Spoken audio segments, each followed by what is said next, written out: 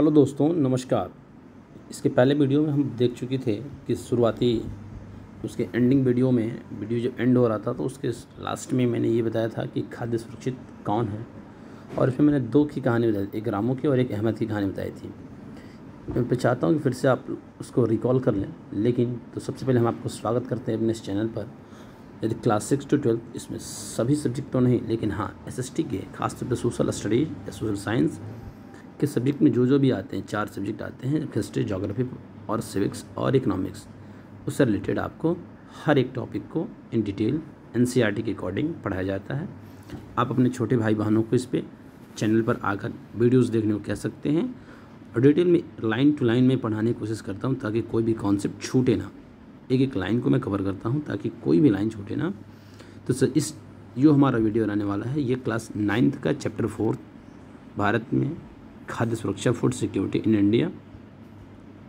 इसमें हम देख चुके हैं खाद्य असुरक्षा क्या है, अर्थ क्या है। इससे अब इसमें देखने वाले थे कि खाद्य असुरक्षित है कौन, आखिर फूड सिक्योरिटी की ज़रूरत किन किन को ज़्यादा होती है।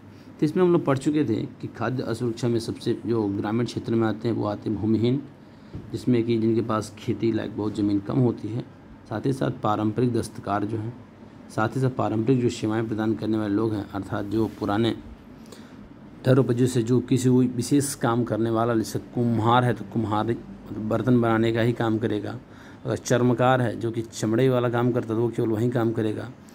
अर्थात जो अपने पुराने पारंपरिक कामों को करने वाले लोग हैं, साथ साथ अपने छोटा मोटा काम कारोबार करने वाले लोग हैं, निराश्रित हैं, भिखारी हैं, ये सारे के सारे लोग सबसे ज़्यादा फूड सिक्योरिटी की इनकी ज़रूरत पड़ती है। खाद्य सुरक्षा इनको सबसे ज़रूरत है, लेकिन यही खाद्य असुरक्षित महसूस होता है।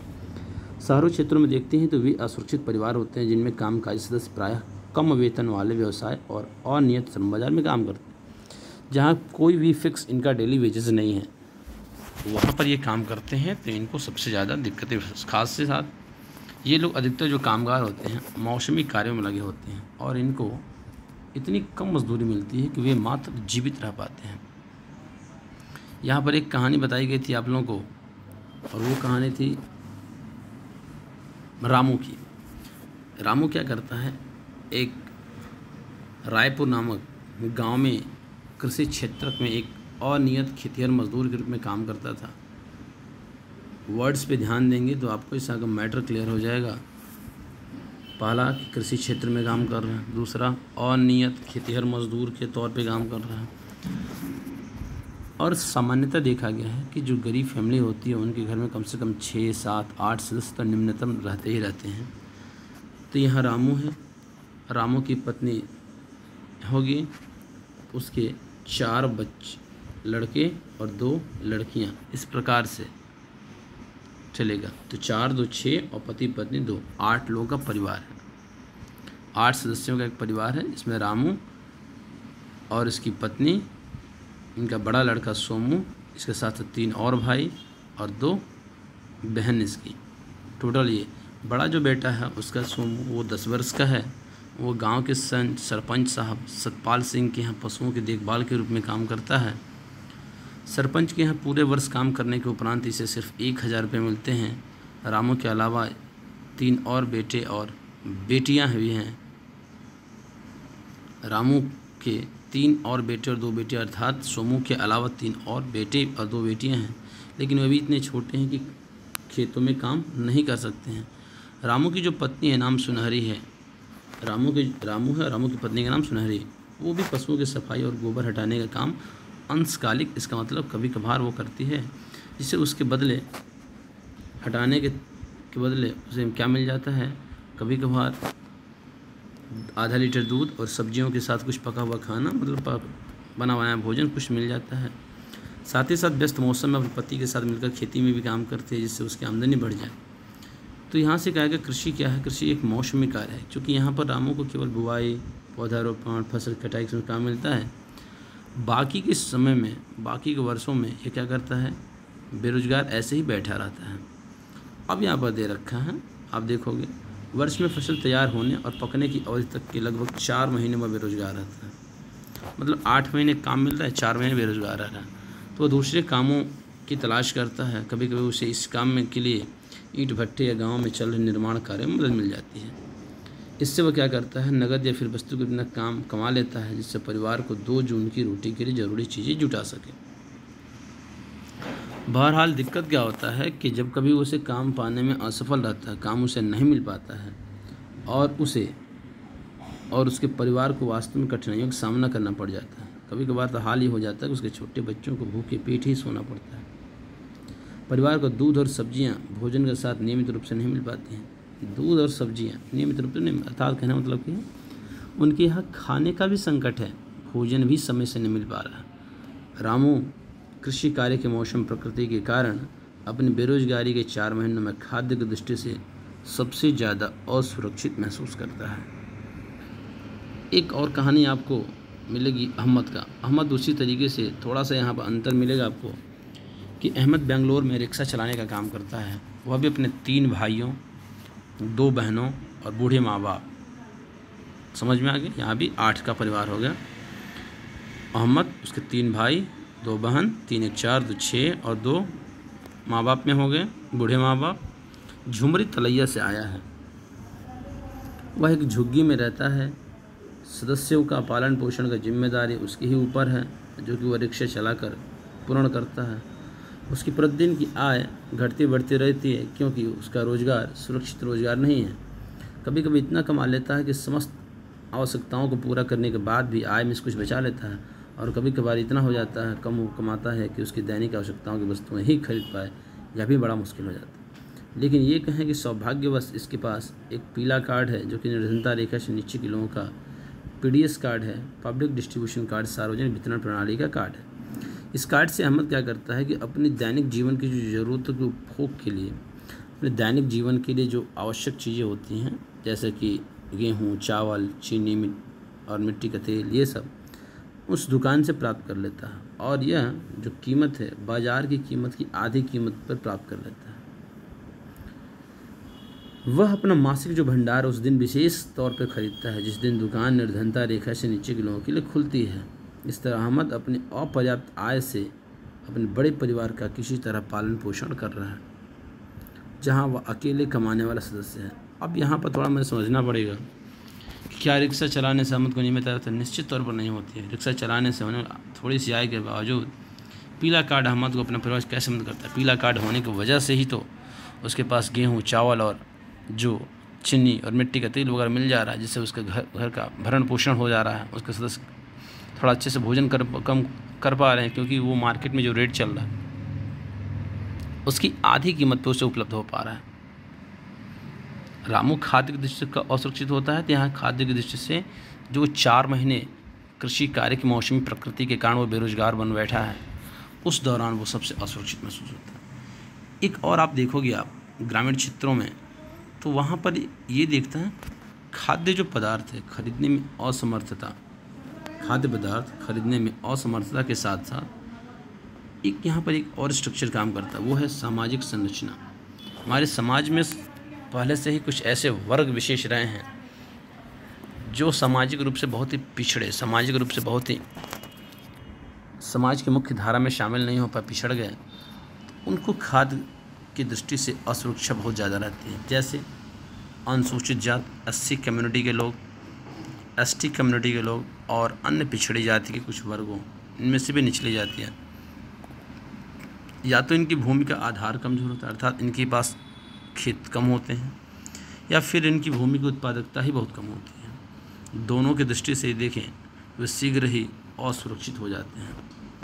वे लोग खाद्य की दृष्टि से सर्वाधिक असुरक्षित होते हैं जो प्राकृतिक आपदाओं से प्रभावित होते हैं। इनमें भी खास तौर पर वे लोग जो प्राकृतिक आपदाओं से ज़्यादा प्रभावित होते हैं और जिन्हें काम की तलाश में दूसरी जगह जाना पड़ता है, वे सबसे ज़्यादा प्रभावित होते हैं। यहाँ पर समझने की बात है, सामाजिक संरचना के हिसाब से देखें तो एससी, एसटी, ओबीसी कम्युनिटी के लोग, क्योंकि इनका भूमि का जो आधार होता है वो कमज़ोर होता है या भूमि की उत्पादकता कम होगी, तो वे खाद्य की दृष्टि से जल्दी ही असुरक्षित हो जाते हैं। और ख़ास तौर पर वे तब हो जाएंगे जब प्राकृतिक आपदा कोई आ जाए या जिन्हें काम की तलाश में बाहर जाना पड़ता है। साथ ही साथ कुपोषण से सबसे अधिक महिलाएं प्रभावित होती हैं। यहाँ पर देखा गया है कि जो कुपोषण होता है इसकी शिकार सबसे ज़्यादा महिलाएं होती हैं, और ये बहुत ही गंभीर चिंता का विषय है। क्योंकि इससे अजन्मे बच्चों को भी कुपोषण का खतरा रहता है। ऐसे बच्चे जो भी जन्म नहीं लिए हैं उनको भी कुपोषण का खतरा रहता है, क्योंकि ऐसी माताएं जो अपने खुद के लिए भोजन का प्रबंध नहीं हो पा रहा है, खुद ही कुपोषण का शिकार है, वही जब इनके पीठ में गर्भ में शिशु पलेगा तो किस प्रकार से उनका शिशु पोषण से युक्त होगा, निश्चित तौर पर उसको भी कुपोषण की समस्या होगी। तो ये खाद्य असुरक्षा से ग्रस्त आबादी का बहुत ही बड़ा भाग गर्भवती तथा दूध पिला रही महिलाओं तथा 5 वर्ष से कम उम्र के बच्चों, इसमें देखेंगे तो सारा महिला का सेंसर, महिला गर्भवती खासतौर पर जिसको बहुत ज़्यादा न्यूट्रिएंट्स पोषक तत्वों की ज़रूरत होती है वे नहीं मिल पा रहे हैं। साथ ही साथ ऐसी महिलाएं जो दूध पिला रही हैं, अर्थात अपने शरीर का एक ऐसा हिस्सा जो सबसे ज़्यादा ज़रूरी होता है उस बालक के लिए, क्योंकि बालक का संपूर्ण आहार है उसकी माँ का दूध होता है, वो पिला रहे तो निश्चित तौर पर वो अपनी एनर्जी को ट्रांसफ़र कर रही है। उस एनर्जी को ट्रांसफ़र करने में जब माँ खुद ही कुपोषण का शिकार होगी तो निश्चित तौर पर बच्चा भी कुपोषण का शिकार होगा। देखा गया कि 5 वर्ष से कम उम्र के बच्चों में सबसे ज़्यादा कुपोषण का खतरा खाद्य असुरक्षा होता है। देश के कुछ क्षेत्रों में यदि बात करें हम तो आर्थिक रूप से पिछड़े राज्य जहाँ पर गरीबी सबसे अधिक है, जैसे आदिवासी और सुदूर क्षेत्र, प्राकृतिक आपदाओं से बार बार प्रभावित होने वाले क्षेत्र, इन सब में आनुपातिक रूप से बहुत अधिक असुरक्षित लोगों की संख्या महसूस होती है। राज्य वाइज बात करेंगे आपको तो वास्तव में आप देखेंगे तो उत्तर प्रदेश, उसमें भी पूर्वी और दक्षिणी पूर्वी हिस्से, जैसे मान लिया अगर मैंने उत्तर प्रदेश का मैप बनाया तो उत्तर प्रदेश में पूर्वी इधर का इलाका और दक्षिण पूर्वी, मैंने ये इलाका पूरा अपने हैं। तो साथ ही साथ बिहार, झारखंड, उड़ीसा, पश्चिम बंगाल, छत्तीसगढ़, मध्य प्रदेश, महाराष्ट्र, इनके कुछ भागों में इस खाद्य की दृष्टि से आप देखोगे तो सबसे ज़्यादा असुरक्षा महसूस होती है। भूखमरी खाद्य की दृष्टि से असुरक्षा को इंगित करने वाला एक दूसरा पहलू है। अगर कोई कहे कि खाद्य की दृष्टि से असुरक्षा को इंगित करने वाला एक इसका सेकंड फेज आ गया, सेकंड पहलू आ गया, साइड आ गया, वो है भूखमरी। लोग भूखमरी से शिकार होते हैं तो निश्चित तौर पर उन्हें भी खाद्य की सुरक्षा चाहिए। कहे कोई कि भूखमरी गरीबी की एक अभिव्यक्ति मात्र नहीं है बल्कि यह गरीबी भी लाती है। मतलब अगर कोई कहे व्यक्ति गरीब है तो भूखमरी का शिकार होगा, ये भी तो हो सकता है ना कि भूखमरी के कारण वो गरीब हो, अर्थात एक कारण और परिणाम दोनों हैं। भूखमरी गरीबी की एक अभिव्यक्ति मात्र नहीं है बल्कि यह गरीबी स्वयं लाती है। इस तरह खाद्य की दृष्टि से आप देखें तो सुरक्षित होने से वर्तमान में भूखमरी समाप्त हो जाती है और भविष्य में भूखमरी का खतरा भी कम हो जाता है। कब? जब वर्तमान में हम खाद्य की दृष्टि से सुरक्षित हों। इसके अलावा आप देखोगे तो भूखमरी के दीर्घकालिक और मौसमी आयाम होते हैं। भूखमरी का आप देखोगे तो 2, एक दीर्घकालिक और एक मौसमी। दीर्घकालिक में क्या होता है, इसमें मात्रा एवं गुणवत्ता के आधार पर अपर्याप्त आहार एक लंबे टाइम तक ग्रहण करने के कारण होता है। एक लंबे समय तक, दीर्घकाल तक आप मात्रा के हिसाब से भी और गुणवत्ता के हिसाब से भी यदि आपको अपर्याप्त आहार मिलता रहे तो आप क्या हो जाओगे, दीर्घकालिक भूखमरी के शिकार हो जाओगे। गरीब लोग अपनी अत्यंत निम्न आय और जीवित रहने के लिए खाद्य पदार्थ खरीदने में अक्षमता के कारण दीर्घकालिक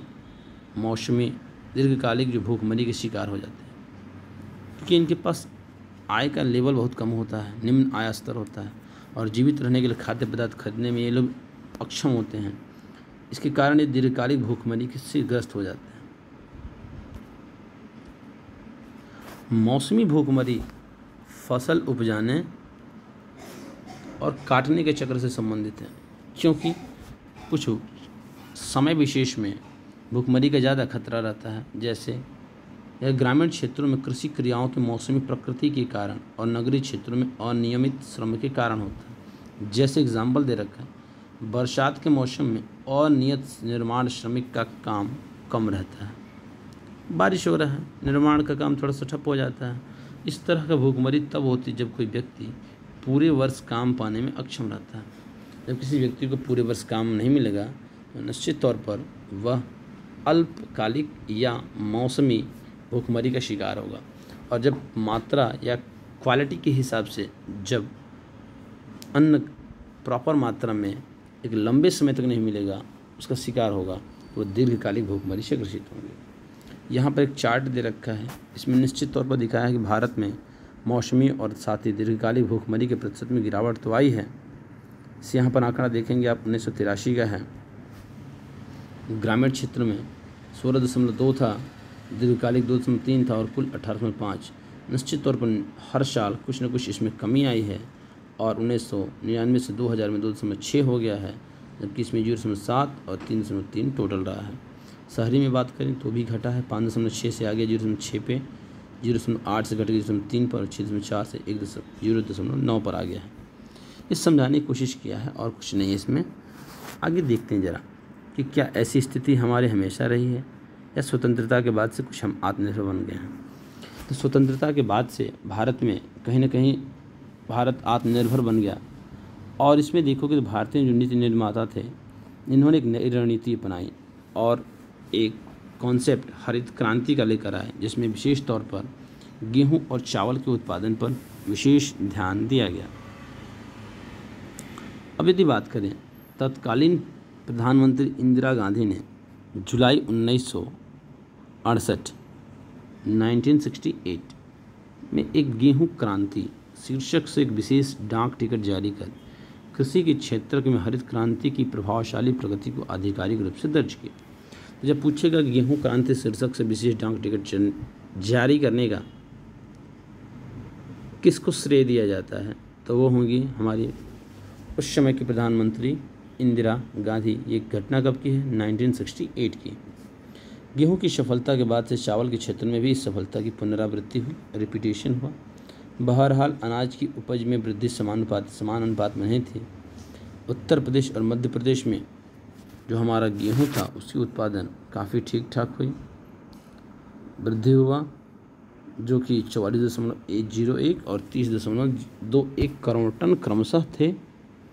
वर्ष 2015-16 में कुल अनाजों का उत्पादन 252.22 करोड़ टन है, जबकि 2016-17 में कुल अनाजों का उत्पादन बढ़कर 275.68 करोड़ टन हो गया।